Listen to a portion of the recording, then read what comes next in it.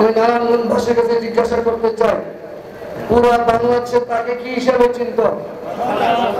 সন্ত্রাসের গডফাদার হিসেবে তাকে চিনত।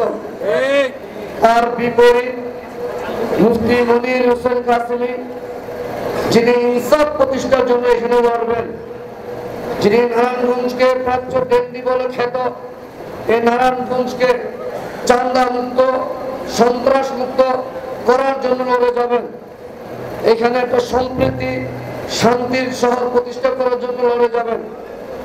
যদি আগামী জাতীয় সংসদ নির্বাচনে জমিয়তুল ইসলাম বাংলাদেশের পক্ষ থেকে ওনাকে মনোনয়ন দেওয়ার আমাদের বিশ্বাস, জমিয়ত ওনাকে মনোনয়ন দিবে, যে উনিও আপনাদের কাছে জমিয়তের প্রার্থী হিসেবে আসবে।